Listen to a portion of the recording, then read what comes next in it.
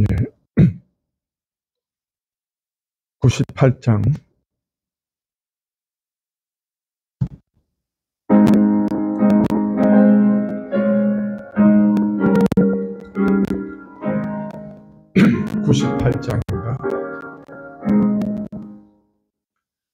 주 예수 내가 알기 전 날 먼저 사랑했네. 그 크신 사랑 나타나 내 영혼 거듭났네. 주 내 맘에 늘 계시고 나 주의 안에 있어.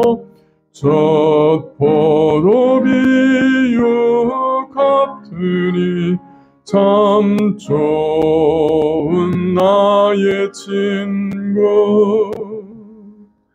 내 친구 되신 예수님 날 원하시려고 그 귀한 몸을 버리사 내 죄를 대속했네. 나 주님을 늘 믿으며 그 손을 의지하고 내 몸과 마음을 바쳐서 끝까지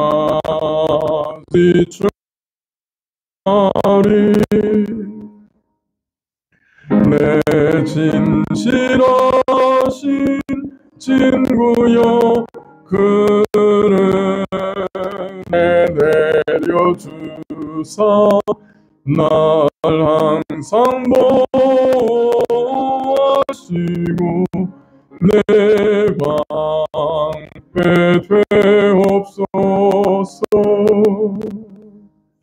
그 풍성한 참 사랑을 네 능히 끊을 소냐. 날 구원하신 예수는 참 좋은 나의 친구. 예, 188장입니다.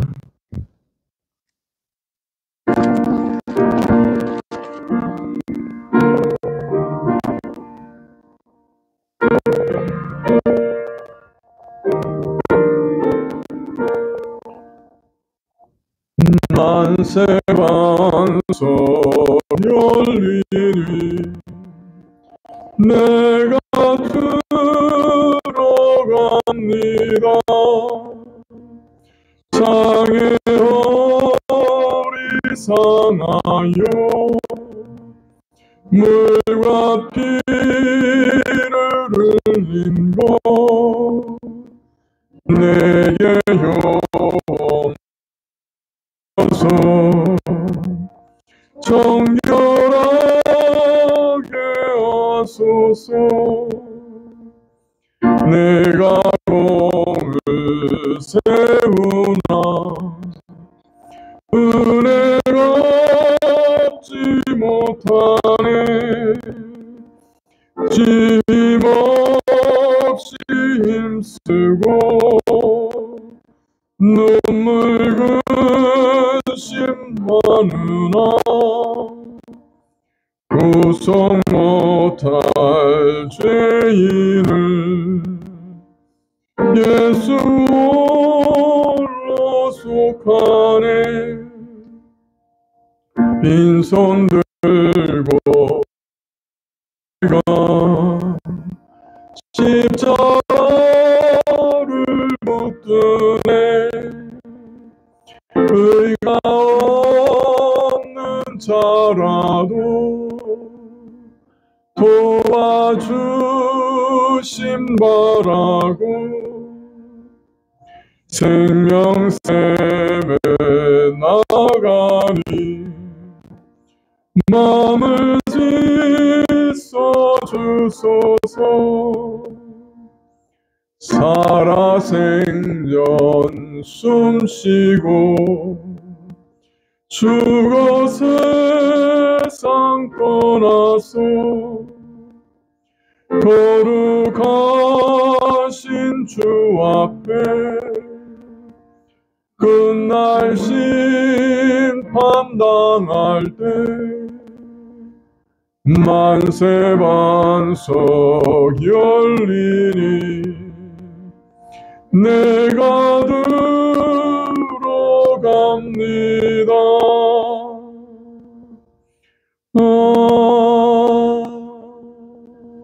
아멘. 예, 기도하시겠습니다. 예, 주여, 오늘도 저희를 불러서 예배드리게 하시니 감사드립니다. 네, 하나님께서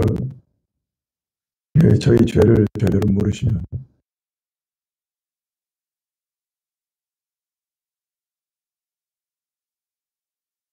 우리를 그리스도 안에 숨기시고 그리스도의 의로 우리를 덧입혀주시고 그리스도의 십자가의 영원한 그 은혜로 저희를 날마다 씻겨주셔서 저희가 주 앞에 서게 되오니 그 은혜가 참으로 크옵니다. 이러한 은혜를 날마다 매 순간 얻는 자로서 참으로 죄를 단호하게 끊어내는 결단이 저희 안에 늘 있게 하여 주옵시고, 참 저희는 죄를 사랑하는 자들이었는데 주께서 저희 마음을 변화시켜 주셔서 죄를 미워하는 자들이 되게 해주시고, 그래서 죄를 멀리하고 피할 수 있도록 허락해 주십시오. 아버지 하나님, 저희에게 여러 가지 은혜의 일로 주셔서 감사하게 하셔서 감사하고 저희 기도를 응답해 주셔서 감사합니다. 하나님, 이러한 일로 인해 저희가 더욱 기도 가운데 담대함을 얻게 하시고, 그래서 주께서 저희 음성을 들으신 줄 알고 참 담대한 믿음으로 기도할 수 있도록 도와주시옵소서. 주님, 저희의 청년들 주께로 인도해 주시고 그 앞길을 열어주시고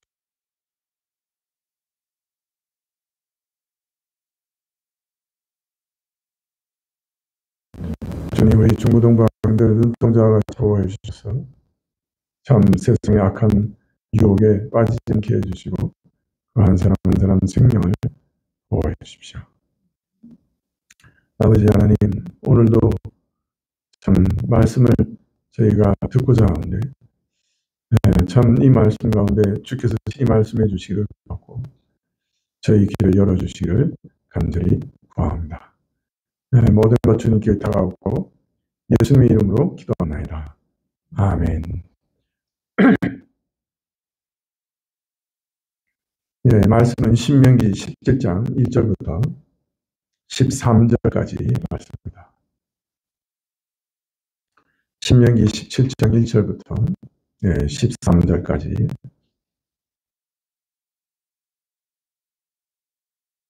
신명기 17장 1절부터 13절 한 절씩 교도하시죠. 무릇 흠이나 악들이 있는 우양은 내 하나님 여호와께 드리지 말지니 이는 내 하나님 여호와께 가증한 것이 됨이니라.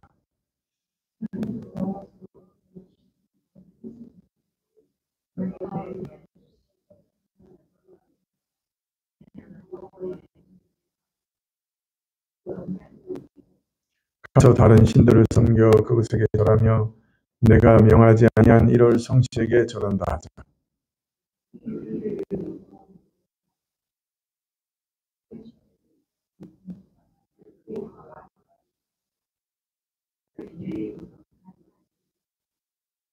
너는 그 악을 행하는 남자나 여자를 내 성문으로 끌어내고 돌로 그 남자나 여자를 쳐 죽이되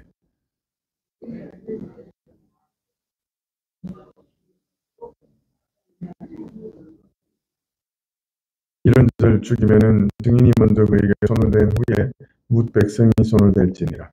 너는 이와 같이 하여 너희 중에 악을 제할지니라.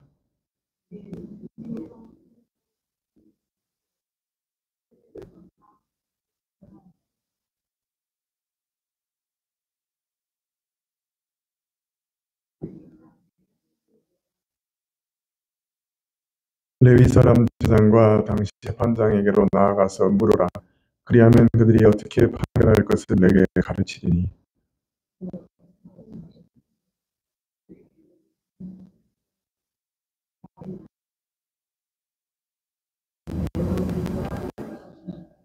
곧 그들이 내게 가르치는 법률의 뜻대로 그들이 내게 고하는 판결대로 행할 것이죠. 그들에게 보이는 판결을 어기어서 좌우나 우로나 치우치지 말 것이니라.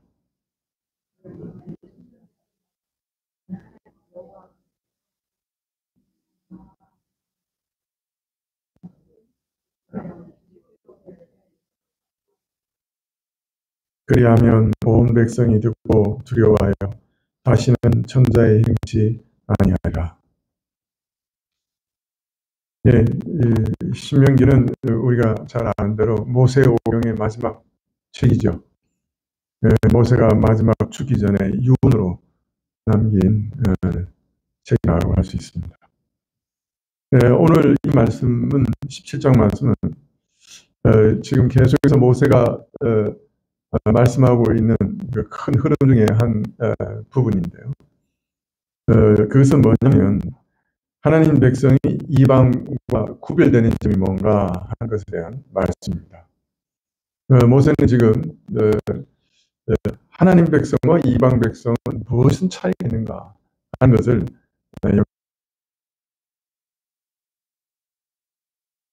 교회가 이 세상과 구별되는 것이 무엇인가. 네, 모세는 그것이 무엇이냐, 바로 의로움이다, 이렇게 말씀합니다. 교회가 세상에 대한 게 뭐냐, 그건 의로움입니다.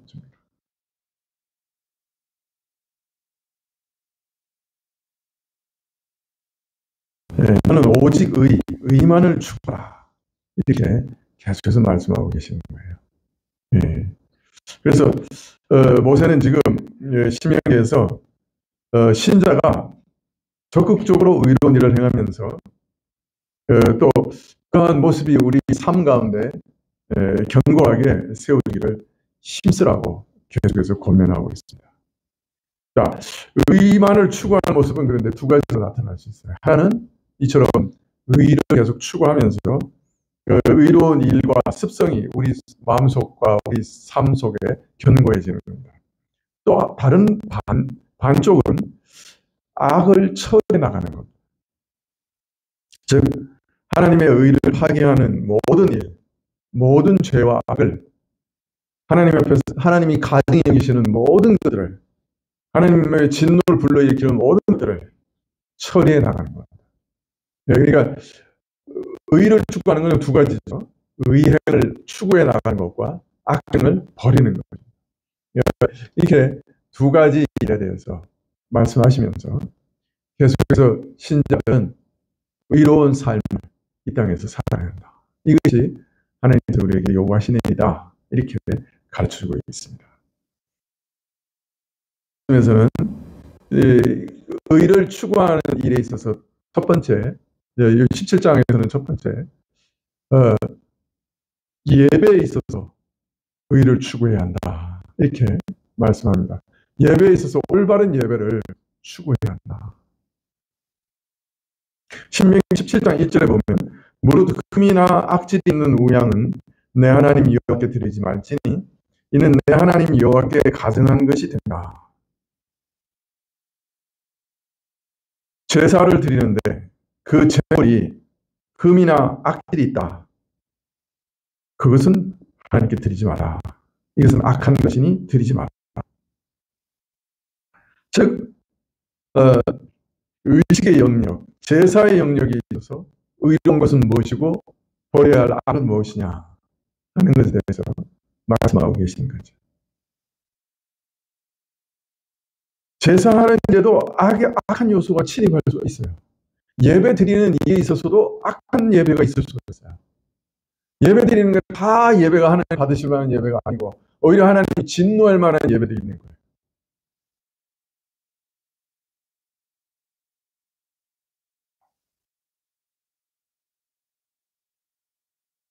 흠이 있는 것을 드리는 것, 자, 흠이 있는 것, 악질이 걸린 것 시장에서 팔 수 있나요? 악질이 막 들어서 막 골마 터져 있는 것 서로 사고 양을 사겠어요? 사람도 잘 안 사갈 그런 재물을 하나님께 가지고 오는 거예요. 돈 되지 않은 것, 팔 수도 없는 것, 이런 걸 하나님께 드린다고 하면 이것은 어떤 면에서는 하나님을 능멸하는 것이 되기 쉽죠. 마음이 진실된 예배로 오직 하나님만을 높이고, 그죠? 하나님께 감사드리는 그런 예배가 아니라, 이게 다른 사람들도 다 이렇게 뭐 재물 드리고 하니까, 내가 빠질 수 있나. 뭐, 그런 태도로 드릴 수도 있는 거죠. 그렇다면 하나님을 능멸하는 태도요, 진정한 예배를 드리는 것이 아닐 것입니다. 더 큰 문제는 이 제사에 있어서 재물은 앞으로 오실 우리를 구원하실 메시아를 예표하는 거예요. 그래서 왜 흠이 없고 참 점이 없는, 악이 없는 순전한 재물을 드리라고 하시냐면은 바로 우리를 위해 오실 그 그리스도 메시아가 점도 없고 흠도 없고 악도 없고 죄도 없는 온전한 분이시기 때문에 그렇습니다. 네, 그분을 예표하기 위해서 그 재물을 그렇게 흠도 없고 점도 없는 것들이라고 하시는 거죠. 따라서 제사를 드리면서 내가 이 제사를 드릴 때 하나님께서 내 죄를 용서하시고 내 대신 이 짐승이 죽음으로 내 죄가 속해진다. 앞으로 메시아께서 나를 위해 이처럼 속죄 제사를 드릴 거다. 이런 믿음으로 드리는 자들이라면, 그죠? 흠도 없고 점도 없는 제물을 드리려고 할 거예요. 남의 눈이나 의식하면서 마지 못해서 그냥 그 무리 중에 제일 쓸모없는 거, 상한 거, 그죠? 질병 때문에 죽어가는 거, 그런 거 끌고 오지 않을 거예요.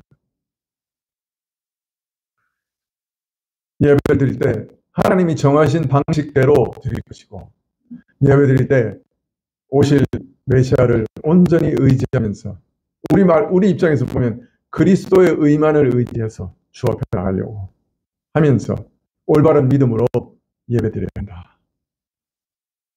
그렇지 않으면 예배도 참으로 하나님께 드리면 드릴수록 하나님이 진노하시는 그런 예배가 될 수도 있다. 믿음 없는 예배가 될 수도 있다.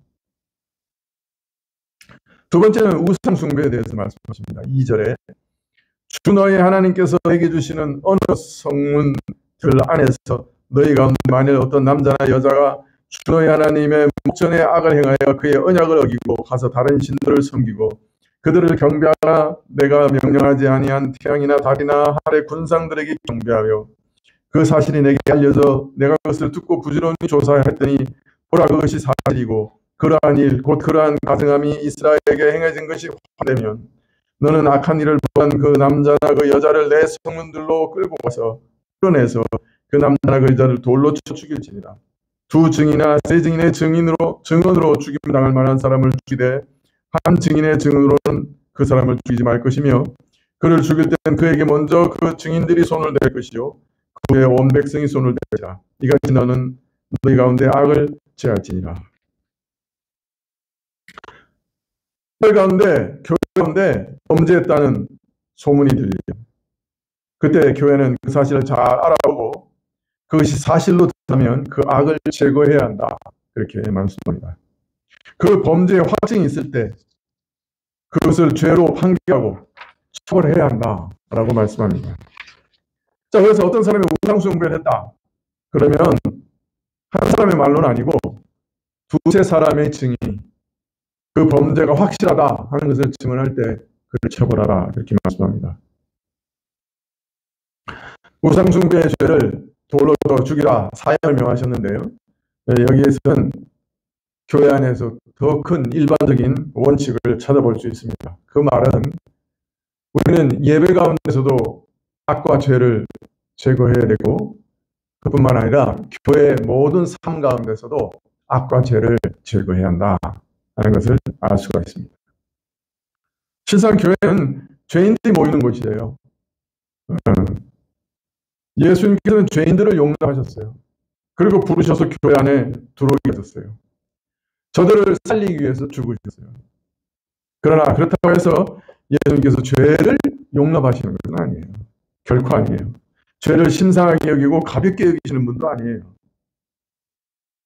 예수님께서 죄를 가볍게 여기셨다면 그의 십자가는 이해될 수 없는 것이 되고 말아요. 아무것도 아닌 죄를 위해서 그처럼 흉측한 죽음을 죽으실 필요가 뭐가 있겠어요? 십자가는 바로 우리 죄가 얼마나 무서운가 하는 것을 보여주는 산 증거예요. 우리가 얼마나 처참한, 우리 죄로 인해서 얼마나 처참한 죽음을 당해야 하는가. 우리 지옥의 고난을 당하면서 지옥에서 얼마나 무서운 고난을 당해야 되는가. 그걸 우리에게 보여주는 산 증거예요. 그럼 예수님께서 목마르다 하고 외치셨어요.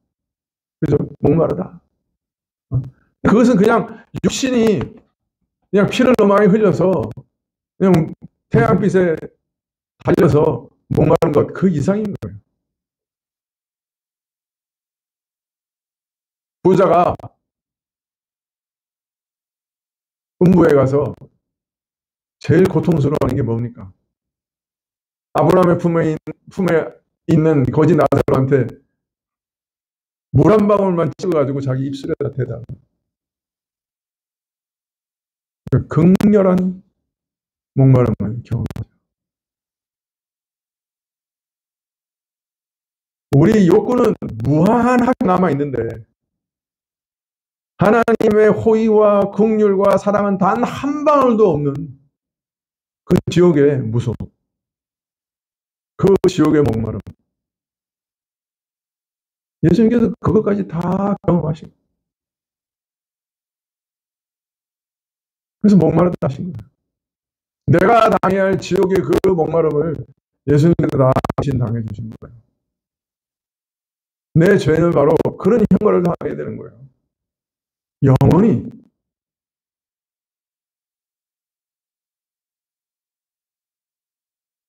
여러분, 이 육신이 목말라도 엄청 고통스러워요. 여러분 목말라 보신 적 있으세요?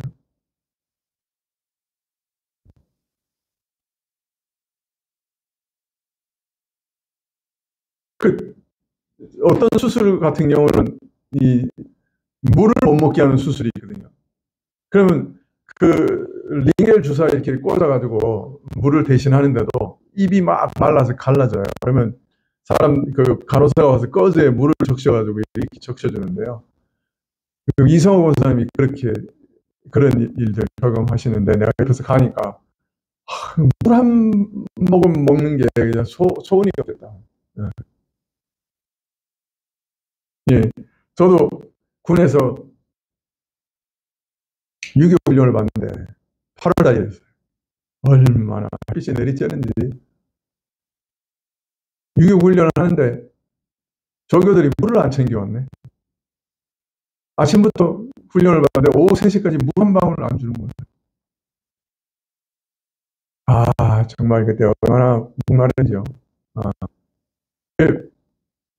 옆에 이제 그 유격이 뭐 한 열 몇 단계거든요. 18개인가 뭐 이렇게 쭉 해나가는데 열 몇 번째 갔는데 옆에 산에서 겨울에서 물이 막 내려오는 거예요. 저도 모르게 막 달려가서 그냥 그 겨울물을 막 마셨어요.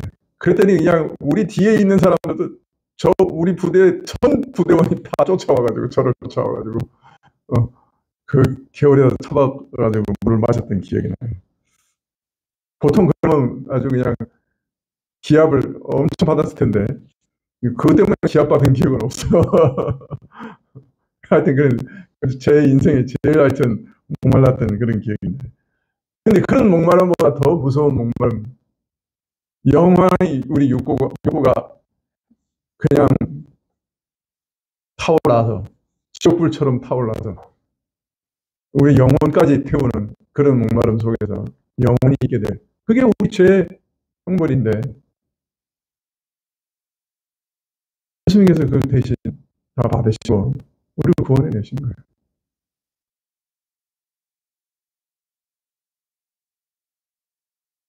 죄는 그렇게 무서운 거예요.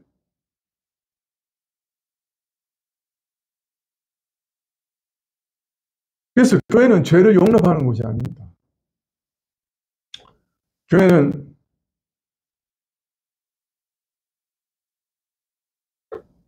죄가 우리를 하나님부터 끊어지게 하고 하나님이 영원한 진노에 처하게 하는 것임을 깊이 깊이 날마다 깨달아가는 것이 교회예요. 죄는 그렇게 가볍게 여길 게 아니에요, 절대로. 우리가 요압을 배우면서 또 배우는 완벽하게 그리스도인처럼 보이는 사람도 계속 죄 가운데서 고집하면서 하나님 나라를 끝까지 반역하는 사람들이 있을 수 있어요. 승승장구하는 군인이요, 하나님 나라의 군대 장관이요, 가는 곳마다 이방인들을 쳐서 멸하는 능력자요, 다윗이 엉뚱한 짓 하려고 할 때 막아서는 신학적인 식견까지 있는 훌륭한 사람으로 보이지만 결정적인 순간마다 자기의 정욕에 굴복하면서 끊임없이 죄를 범하다가 마지막에는 반역자로서 죽음을 맞아요. 그 영원한 운명이 어떻게 됐는지 심히 우려되죠. 죄는 그렇게 남아있을 수 있고 그 남아있는 죄는 무서운 결과를 가져올 수 있어요. 예수님께서 뭐라 그러셨어요?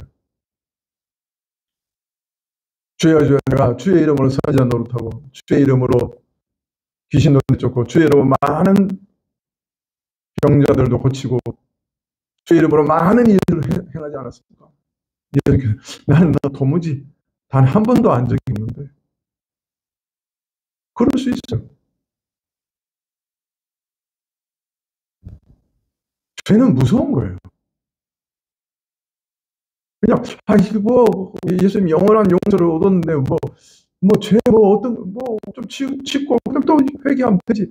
아니 그 회개가 마음대로 됩니까? 내가 회개하고 싶다고 해서 척척 회개가 된 거예요. 입으로야 하지. 그러나 진심으로 돌이켜집니까? 죄에서.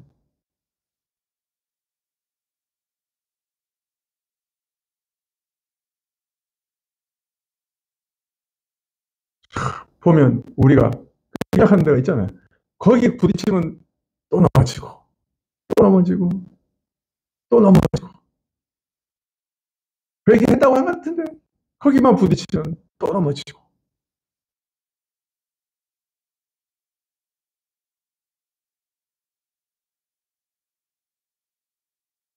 교회는 이처럼 처리되지 않는 죄를 낱낱이 회개하고 그것에서 벗어나기를 구하는 곳입니다. 예수님께는 어떤 죄도 문제가 되지 않고 다 용서받을 수 있죠. 그래서 우리 같은 죄인이 늘 소망을 가지죠. 그러나 이것은 죄를 신성히 여기는 것 아닙니다. 그 죄를 씻어 정결케 하심으로 용서받은 죄인을 받아주시는 것이 교회니까, 천국이니까 우리는 죄를 계속 고집하면 안 돼요.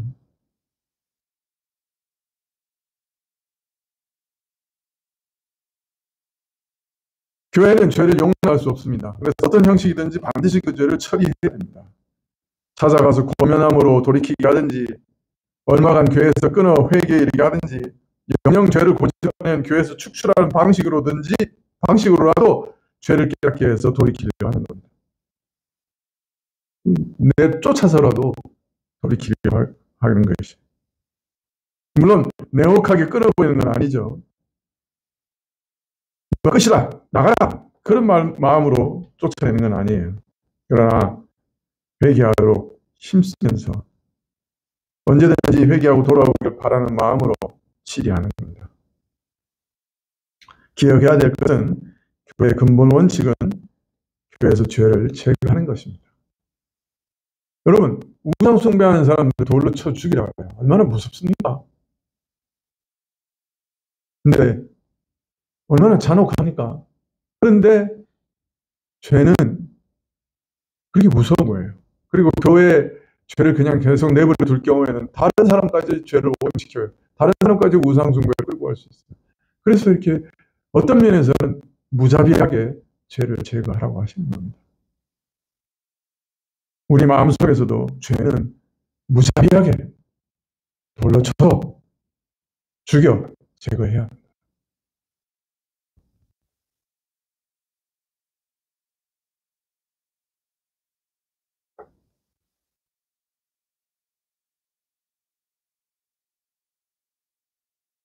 네, 8절 이하에 보면 내 성문들 안에서 다투는 일들이 일어나서 서로 피를 흘리고 서로 다투고 서로 구타하여 내가 재판하기에 너무 어려운 문제가 생기거든. 네, 재판이 어려운 경우에 대해서 말씀합니다. 살인이나 폭력이나 다툼이나 이런 것들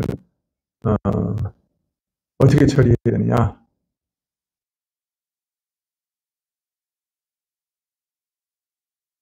출애굽기 19장에 보면 백성들의 송사를 감당하는 치리자들을 세운 일이 언급되고 있습니다. 모세가 하루 종일 재판을 하고 있으니까 뭐 어떻게 감당이 안 되는 거예요.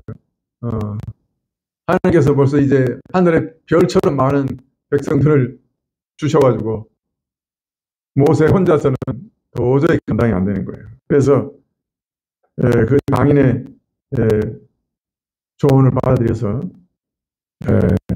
이스라엘을 다스릴 치리자들을 세웁니다.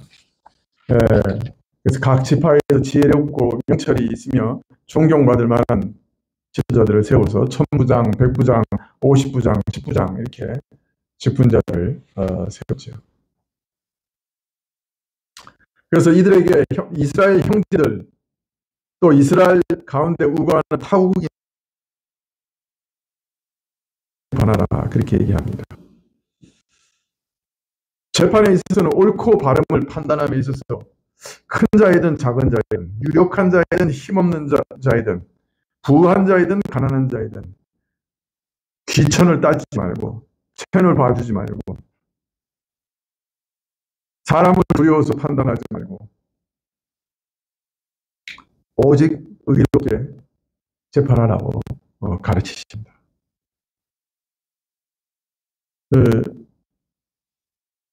결국에서 신자는 어떻게 의롭게 살아갈 수 있느냐? 예배 가운데 의를 추구하고 악을 버려야 되고 특별히 우상 숭배와 같은 악을 교회에서 제거해 나가야 하고 그리고 교회 안에 있는 모든 치리와 재판은 의로워야 한다. 이것이 신자가 의로움을 추구하는 방식이다. 이렇게 계속해서 가르치고 계시는 거죠.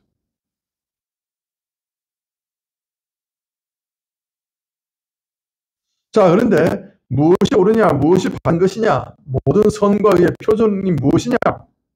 그거는 하나님께 속한 것이다 그래요. 사람에 속한 것이 아니라 그래요.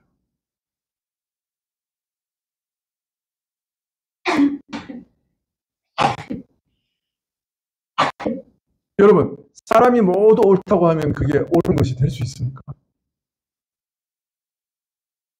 아니에요. 하나님이 옳다고 하시는 것만 옳은 것이에요.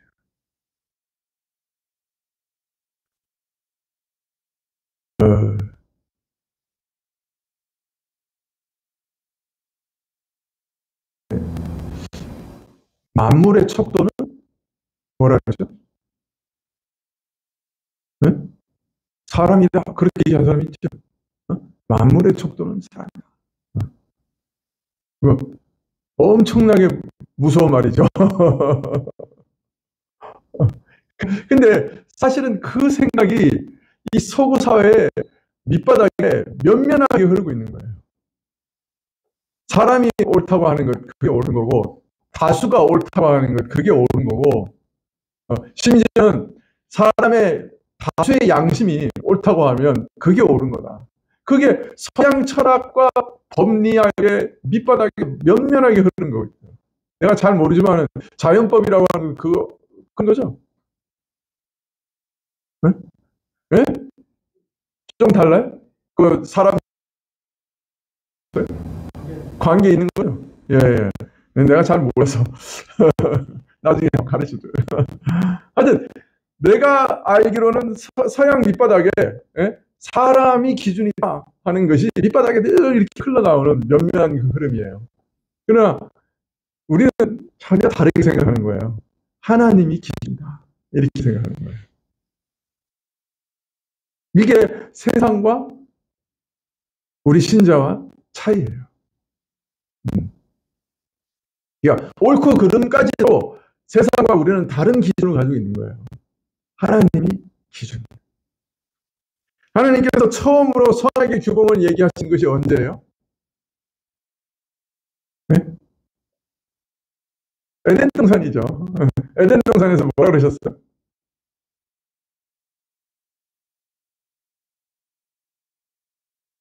선과 악을 알게 하는 나무의 실과를 먹지 말라. 이것이 최초로 주신 규범이죠. 근데 이 선과 악을 알게 하는 나무의 실과를 먹지 말라 하시는 말은 무슨 의미예요? 쉽게 얘기하면 내가 하지 말라고 하는 거 하지 마. 그 말이죠. 내가 하지 말라고 하는 건 하지 마. 아주 간단한 명령 하나 주신 거예요. 내가 하지 말라고 하는 건 하지 마.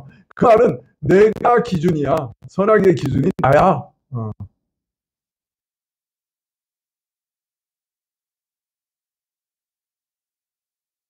선악과를 먹지 말라 하시는 것은 내가 하지 말라는 것은 하지 마라. 내가 모든 선과 악의 기준이다 하는 것을 말씀하시는 상징일 뿐이었어요. 그 원리를 알리는 수단일 뿐이었어요. 인간이 무엇을 행하고 그들에게서 선하고 옳은 것이 무엇인가? 그것은 하나님께서 명하시는 겁니다. 우리 스스로 판단하고 이것이 선한 것이야, 이것이 악한 것이야 판단해서는 안 되는 것이죠. 모든 옳고 그름의 최종 판단자는 우리 하나님이십니다. 자, 따라서 옳고 그름을 판단하고 재판한다고 하는 것은 또 그런 직분에 세움을 받는다는 것은 교회에서나 세상에서나 재판의 일에 세움받는다고 하는 것은 궁극적으로 하나님의 일을 대리하는 자라고 하는 일을 대리하는 것에 불과하다는 것을 잘 이해해요. 따라서 옳고 그름을 판단하는 모든 행위는 재판 행위는 하나님의 일을 대리하는 행위이기 때문에 몹시 조심해야 되고 또 그러한 일을 하는 사람들은 상응하는 권리를 갖고 있어요. 동시에 무서운 책임을 갖고 있어요. 예, 산상수훈에 보면 너 판단하지 말라 그렇게 얘기하시죠. 거기서 판단하지 말라는 말은 정죄하지 말라는 거예요. 너 죄인이야. 너 악해. 예. 왜 그런 말씀을 하실까요? 재판관의 자리에 앉지 말라는 거예요. 우리가. 왜? 재판관의 자리에 앉는 거는 하나님의 자리에 앉는 것이기 때문에. 아, 저건 선이야, 저건 악이야, 이거 참, 나는 저거 따라가면 안 돼. 그건 가능해요. 그건 좋은 일이에요. 그렇지만, 저 나쁜 놈, 저 형벌받을 놈, 저 죽일 놈, 그러면 이미 정죄했죠. 그러면 누가, 내가 어느 자리에 선 거예요? 재판관의 자리에 선 거고, 하나님의 자리에 선 거예요. 사실. 그게 얼마나 무서운 죄인지 우리가 몰라요. 네, 우리는 신문 읽다가도 그러잖아요. 에이, 이 광화문에서 총살시킬 놈. 그런 얘기 못 들어보셨어요? 우리 어른을 그저 신문 읽다가 갑자기 에이, 이 광화문에서 총살시킬 놈. 근데 그게 내가 내 스스로 나를 재판관 자리에 앉히는 거예요. 얼마나 무서운 자리인데. 그 하나님 자리에 나 스스로를 내가 앉히는 거예요. 그 무서운 죄예요. 우리가 그게 죄인지도 모르고 죄를 지어요. 아마 우리가 짓는 죄 중에 이런 죄가 굉장히 많을 거예요. 알지도 못하면서 짓는 죄 중에 이런 죄가 엄청 많을 거예요. 교인들 안에도 서로 날카로운 눈을 뜨면서 그죠? 저 XX, 저 나쁜 놈. 이미 내가 재판관 자리에 딱 앉아버린 거죠. 우리 본능적으로 그냥 그렇게 해요. 그게 죄인지도 모르고 그냥 자연스럽게. 우리가 진짜 많이 짓는 죄죠. 저는 총회에서 재판국에 한번 갔었는데 얼마나 떨리는지 몰라요. 그러니까 재판관의 자리에 앉아서 하나님을 대신해서 총회 재판을 해야 되잖아요. 노예 재판국에도 내가 한번 섰었는데 정말 그보다 더 힘든 일은 없더라고요. 그래서 다음부터는 재판국에 세운다 그러면 뒤도 돌아보지 않고 도망가요.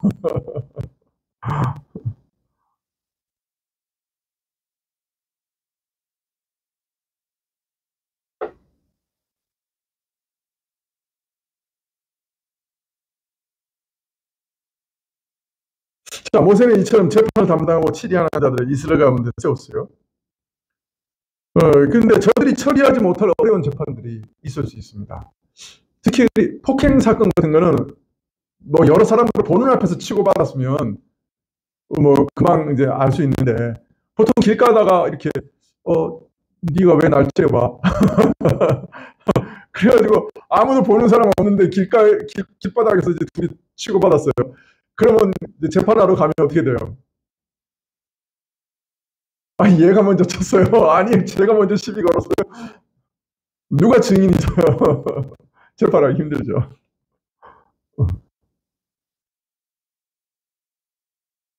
산에서 누가 도끼로 내리쳤어요. 그래서 죽었어요. 잡혀왔어요. 제가 나무 하다가 손에서 도끼가 빠져가지고 날아가서 저 사람을 친 거예요. 저는 죽일 생각 전혀 없었어요. 그런데 이 사람이 진짜 죽일 생각이 있었는지 없었는지 어떻게 알아? 그죠? 어려운 재판들이 많죠.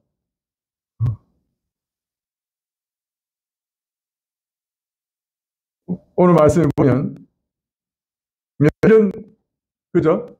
10부장, 100부장, 1000부장 뭐 이런 사람들이 해결하기 어려운 것들 어떻게 해야 되느냐? 이런 참 판결하기 어려운 것들은 어떻게 해야 되느냐? 17장 8절 하반절에 내가 재판하기에 너무 어려운 문제가 생기거든. 너는 일어나 주 너의 하나님께서 선정하실 곳으로 올라가서 레위인 제사장들과 그 당시 재판관에게 나와서 물으라. 그리하면 그들이 내게 재판에 대한 판결을 보여주리라. 너는 주께서 선정하실 곳에서 그들이 내게 보여줄 판결에 따라 행할 것이며 또 너는 그들이 내게 알려주는 모든 것에 따라 지켜 행할지니라. 그들이 내게 가르칠 율법의 판결에 따라서 또 그들이 내게 말해줄 재판에 따라 내가 행할 것이며 또 너는 그들이 내게 보여줄 판결로부터 오른편이나 왼편으로 치우치지 말지니라. 참 누가 옳은지 그른지 어느 쪽이 옳고 그른지 또 옳고 그름이 막 섞여 있어서 판단하기 어려울 때 그 경우에 하나님께서 택하신 장소에 가서 당시 재판장이나 제사장에게 판결을 구하라. 이거 재판장이라고 할 때 이게 사사라고 우리가 보통 번역을 하죠. 사사기 할 때 그 왕이 세워지기 전에 이제 사사를 세우셨잖아요. 바로 그런 사사들에게 가서 재판하라 이렇게 말씀하고 계시는 거죠. 네, 사실 뭐 50부장, 뭐 100부장, 1000부장 재판관의 역할을 하는 거예요, 자기들이. 그런데 그들이 판결하기가 어려운 것들은 그 당시에 세운 제사장이나 또는 사사에게 가서 그렇게 하고 말씀하고 계시죠. 여기서 택하신 곳이라고 하는 것이 어떤 곳인지 아마 성막이 있는 곳일 가능성도 있고요. 또 사사가 이렇게 순회하면서 그죠? 재판했던 그런 장소일 수도 있겠죠. 근데 왜 재판관 중에 이렇게 제사장이 가라고 했을까요? 제사장은 원래 율법책을 가지고 그죠? 그 율법을 해석하도록 했어요. 그래서 이제 아마 율법의 원리를 잘 아는 사람들이니까 제사장이 가라고 하셨겠죠. 또 제사장은 날마다 이렇게 성소에 들어가서 하나님께 기도하면서 향을 드리고 하나님 만나는 사람들이죠. 그러면 아마 성소에서 향을 피우면서 하나님께 기도하고 또 하나님께서 어떤 방식으로 알려줬을 가능성도 있어요. 특별히 우림과 둠밈이라고 하나님의 뜻을 알려주는 기구가 성소에 있었어요. 그렇기 때문에 이런 우림과 둠밈을 통해서 알려주실 수도 있습니다. 어떤 방식으로 우림과 둠밈이 이렇게 작용했는지 뭐 이렇게 상상이 많은데 성경에서 우리에게 알려주지 않으니까.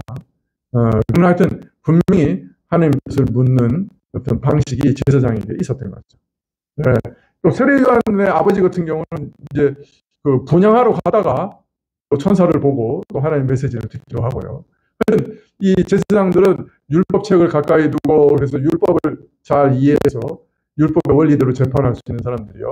또 우림과 둠밈을 통해서 하나님의 뜻을 물을 수도 있는 사람들이고 또 성소에 들어가서 하나님께 분향하면서 여쭤볼 수 있는 그런 특권을 가진 사람들이었습니다.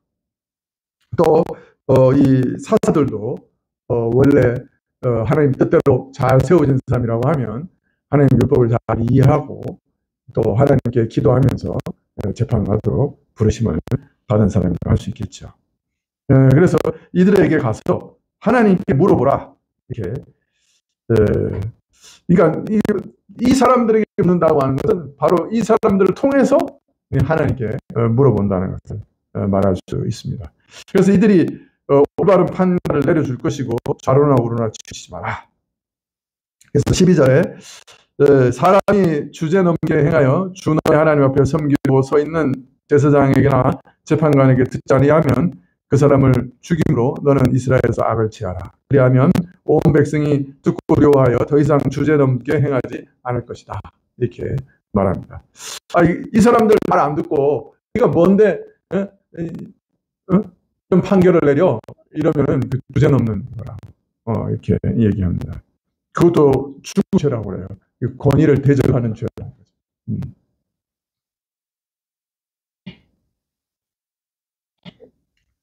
자, 이 말씀은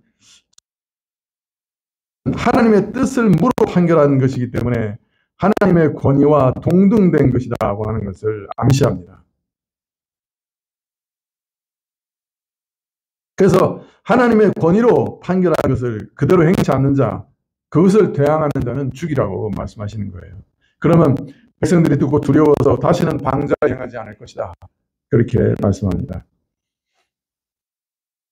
제사장이나 재판장이 하나님께 물어 그 뜻을 알리신 대로 전하는 것은 하나님께서 직접적으로 그의 뜻을 우리에게 알리신 것과 마찬가지인 것이죠. 구약에 보면 하나님을 대리해서 의를 시행하는 세 직분이 있습니다. 왕, 제사장, 선지자죠. 그런데 이들에 대한 일반적인 원칙은 이겁니다. 하나님께서 그의 뜻에 따라 하나님의 백성을 다스리는 직분을 세우신 것이에요. 그리고 이 세 직분은 그 직분을 따라 올바로 행할 때 하나님의 권위와 동등된 권위를 가집니다. 이 말씀은 어느 특정인에게 이런 권세와 권위를 주셨다고 생각해서는 안 돼요. 사실은 이런 권세는 오직 예수 그리스도께만 있었습니다. 예수 그리스도께만 있었던 권세와 권위였어요. 그런데 교회 직분이나 직분자에게는 예수님께 적용되는 그런 권세와 권위가 적용돼서는 안 되는 거예요. 다만 그러니까 사람에게 그런 권세가 적용될 수는 없는 거죠. 그러나 다만 하나님께서 그에게 알리신 말씀을 참되게 전달하고 하나님께서 원하시는 뜻대로 치리하고 하나님의 율법을 따라 행할 때 그의 말과 치리는 하나님의 권위와 동등되게 되는 것입니다. 왜냐하면 그의 말은 그 사람의 말이 아니라 하나님의 말이 될 것이기 때문입니다. 그리스도만 가지신 그 권세가 대리통치자들에게 주어지는 거예요. 그런데 그것은 한 인격이나 사람에게 주어지는 게 아니라 그가 그리스도의 뜻대로 행하고 그리스도의 말을 행할 때, 말을 전달할 때 그가 동일한 권세를 갖는 것입니다. 그렇기 때문에 교회 안에서 제일 조심해야 될 게 뭡니까? 제일 조심해야 할 게 누굽니까? 거짓 선지자예요.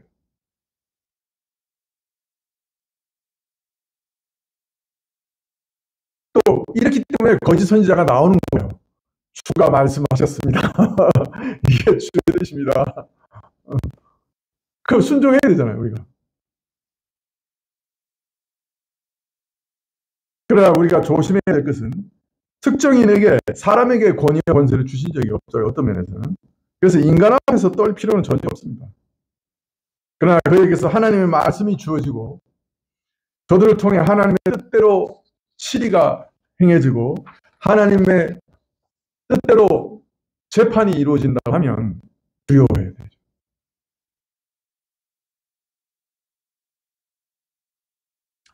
그런데 문제는 우리가 그것을 분별하기가 참 어려울 때가 있다는 것이에요.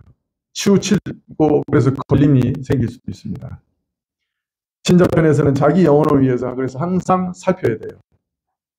아, 참 이 예배 가운데 전해진 하나님의 말씀이 정말 성경 말씀 그대로인가? 성경이 저 말씀을 하시는가? 항상 살펴야 돼요. 잘못해서 인간의 말을 하나님 말씀으로 알고 들어서는 안 됩니다. 자, 또 하나님 말씀을 정말 전하는데 경홀히 여기고 대적해서도 안 됩니다. 또 하나님을 거스르는 일이 되기 때문이죠.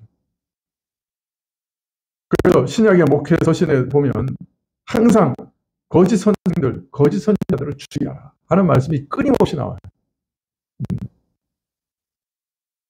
직분이나 직분자의 권위가 인간 자신에게 나오는 게 아닙니다. 그가 맡은 말씀, 그가 전하는 말씀, 그가 하나님의 뜻대로 행하는 그 행위, 거기 권위가 있는 것입니다. 이것이 참된 하나님의 말씀이냐, 그가 하나님 뜻을 참으로 시행하고 있느냐, 거기 권위가 있는 것입니다. 따라서 옳고 그름을 판단하는 모든 일에 하나님 정하신 율법과 법도와 원리를 따라 행할 것이요, 어떤 인간적인 영향력도 받아서는 안 됩니다. 그래서 재판을 행할 때, 또 뭔가 결정할 때 그 사람이 유력한 자라고 사정을 봐주고, 그래서 유리하게 해주고, 힘없는 자라고 억울하게 하고, 내가 사랑하는 사람이라고 봐주고, 내가 미워하는 사람이라고 더 보여주고, 아, 내가 좀 친한 사람이라고 봐주고, 내가 친하지 않는 사람이라고 보여주고, 이렇게 하면 안 되는 거죠. 우리나라 뭐 유전 무죄, 뭐 무전 유죄, 이렇게 하면 큰일 나는 거예요. 물론 나라도 망하는 거죠, 그렇게 하면.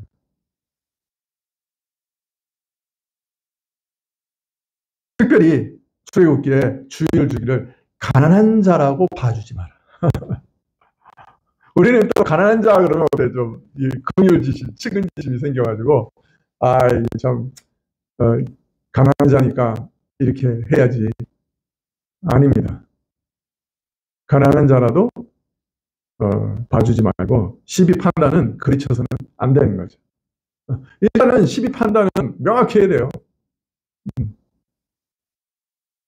나중에 그 사람을 구제하더라도 잘못한 거는 벌 줘야 돼요.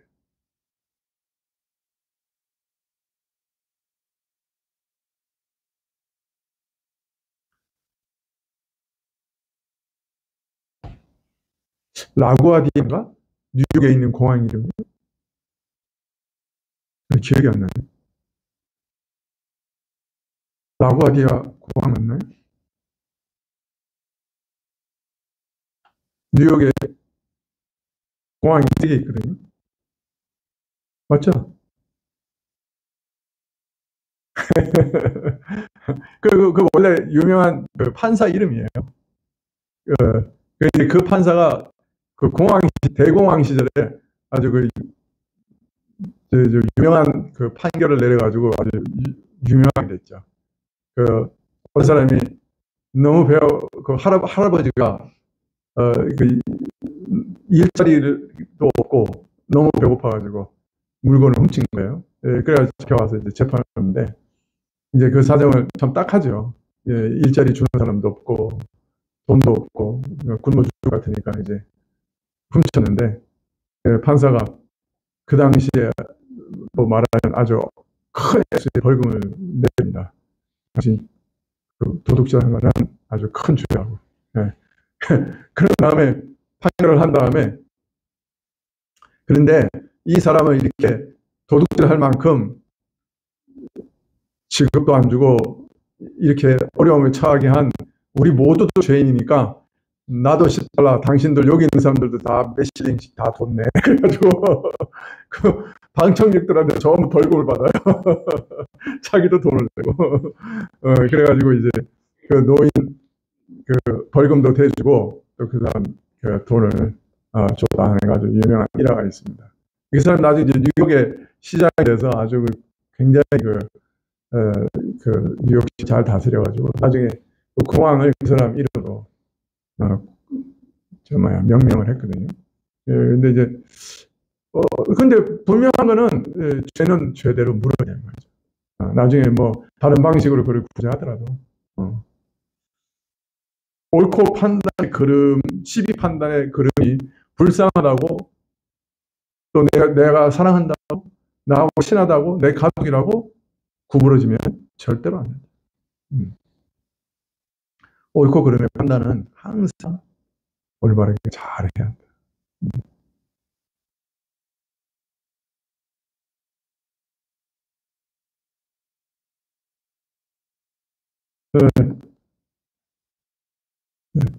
세상과 교회가 뭐가 다르냐? 세상과 신자가 뭐가 다르냐? 예배와 그 모든 삶과 그리고 시비 판단에 있어서 달라요.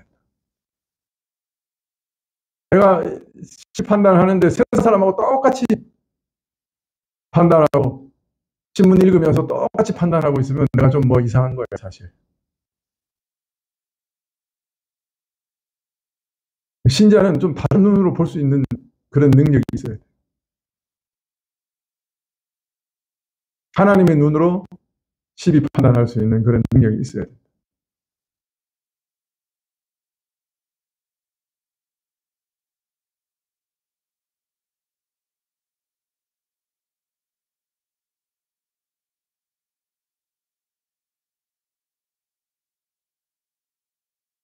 네. 오늘 말씀에서 이 재판관은 하나님 앞에서 무서운 책임을 진다고 말씀드렸는데요. 사실 세속 재판관도 똑같아요. 세속 재판관도 그 권위는 하나님이 주셨기 때문에 사실은 하나님의 권위, 그 율법대로 하나님 뜻대로 재판해야 되는 것이 세속 재판관의 의무예요. 그런데 그렇게 하는 재판관이 세상에 어디 있어요? 그죠? 다 그냥 뭐 자기 생각에 또 자기 배운 대로 뭐 기준을 따라서 하나님의 율법이 아니라 세상 법을 따라서 이것저것 옳다 저것 나쁘다 이렇게 판단하죠. 그러나 나중에 말씀을 보면 우리 자신이 재판관의 자리에 앉아서 함부로 정죄하는 것도 하나님의 자리에 앉아서 하나님의 자리를 차탈하는 무서운 죄라고 했는데 하나님의 자리에 앉은 사람이 하나님 뜻대로 재판하지 않고 자기 마음대로 재판했을 때 그 벌은 또 얼마나 클까요? 저는 우리 교회에 판사 없는 게 너무 감사해요.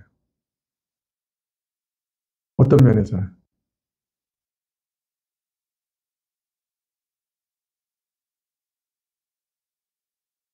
그것만 열심히 찾으면 되고 변호사는 뭐 나쁘게 변호하면 안 되겠지만은 그죠? 죄인을 긍휼히 여기더라고 변호하면 그래도 좀 괜찮은데 이 재판관은 그 책임이 어마어마한 거예요, 사실. 왜 자식을 자꾸 판사 만들려고 그러는지 모르겠어요. 네, 제 자식이 판사 된다 그러면 전 도시락 싸가지고 말릴 것 같은데.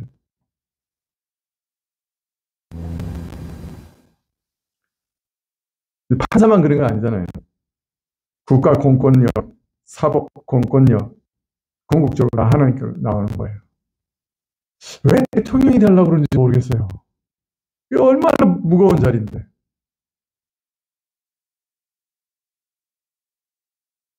그 권세의 의도와 성격과 본질을 잘 이해하고 하나님의 뜻에 따라 합당하게 치리해야 되는 자리예요.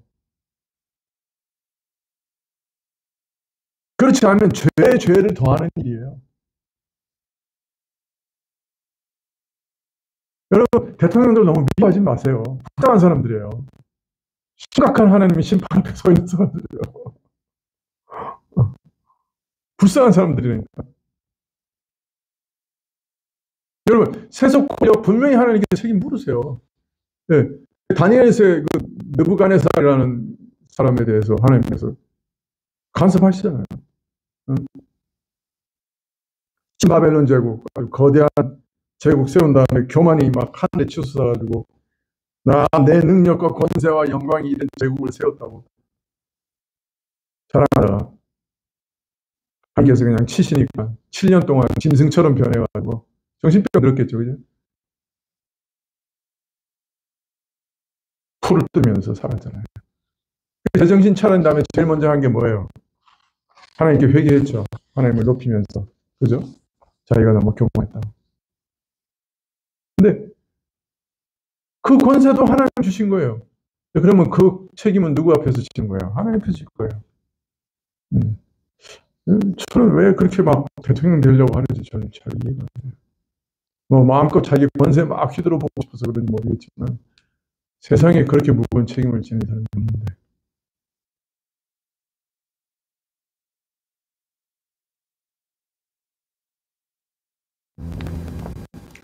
뭔가도 이렇게 책임이 중요한 자리인 줄 알았어요. 저는 안 왔을 것 같은데 와 보니까 책임이 중요한 자리더라고요.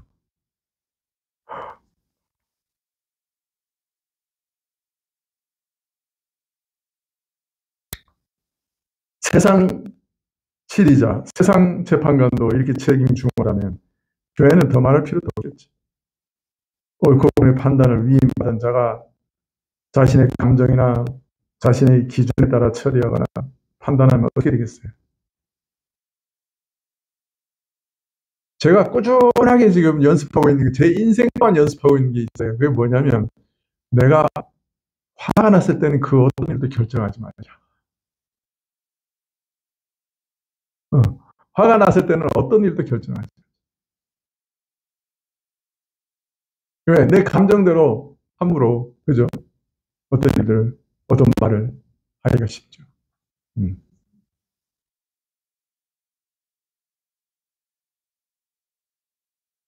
하나님께서 교회를 다스리는 책임을 맡기실 때 너 내 마음대로 해봐라. 그렇게 하시는 거 아니에요. 하나님의 대리자로서 하나님의 일을 대신하는 사람으로서 하나님의 뜻대로 하나님의 법대로 하나님의 율법을 따라서 하라고 그러셨어요. 그렇기 때문에 그 사람을 가리켜 청직이라 그렇게 얘기해요. 청직이라. 주님의 것을 맡아서 관리하는 사람이다. 오직 주님의 뜻을 따라서 주인이 무엇을 기뻐하실까? 주인이 무엇을 옳다 하실까? 그것에 따라 그 옳고 그름을 따라서 교회를 다스려야 한다. 자, 근데 교회만 이렇게 다스려야 되느냐? 그거 아니고 가정도 이렇게 다스려야 돼. 가장은 그 가족의 치리자예요. 장관이에요.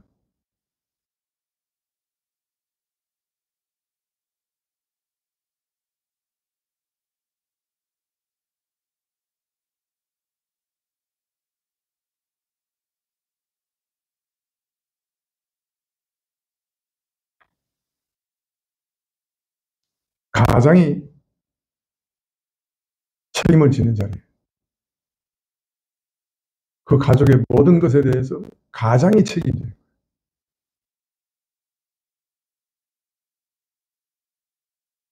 최종적인 결정을 한다는 얘기는 최종적으로 그 자신이 하나님 앞에서 책임을 진다는 얘기입니다. 신자는 그 시비 판단도 하나님 앞에서 하나님만이 선하심을 알고 하나님의 율법을 따라서 판단하고 또 가정을 다스리고 교회를 다스리고 세상에서도 하나님의 법을 따라서 살아가고 자신의 모든 관계된 자들에게 하나님의 법을 따라 다스리고 그것이 신자다. 그렇게 말씀하고 계시는 거죠. 예배와 그 모든 삶과 판단에 이르기까지도 의를 따르고 악을 버리고 살아가는 것, 그것이 신자의 모습이다 말씀하십니다.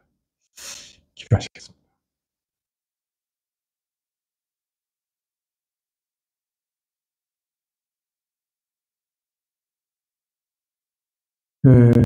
저희 생각과 판단, 저희 말 가운데 죄가 아닌 것이 참 얼마나 될까. 저희가 친한 친구들과 만나서 얘기하는 죄가 아닌 것이 뭐가 있을까. 저희가 하나님의 자리에 올라 앉아서 사람들을 정죄하고 짓밟고 하나님이 세우신 권위자들을 능멸하고 비웃고 참 그들의 판단을 받아들이지 않고 미워하고 욕하는 것이 저희 안에 얼마나 많습니까?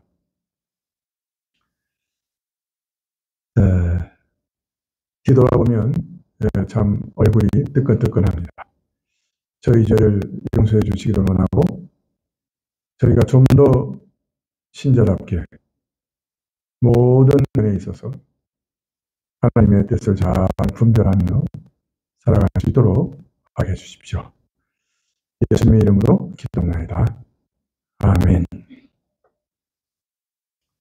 네, 주기도문으로 예배를 마치. 하늘에 계신 우리 아버지시여, 이름이 거룩히 여김을 받으시오며 나라의 마옵시며 뜻이 하늘에서 이룬 것 같이 땅에서도 이루어지이다. 오늘날 우리에게 일용할 양식을 주옵시고 우리가 우리에게 죄 지은 자를 사하여 준 것 같이 우리 죄를 사하여 주옵시고 우리를 시험에 들게 하지 마옵시고 다만 악에서 구하옵소서. 대개 나라와 권세와 영광이 아버지께 영원히 있사옵나이다. 아멘.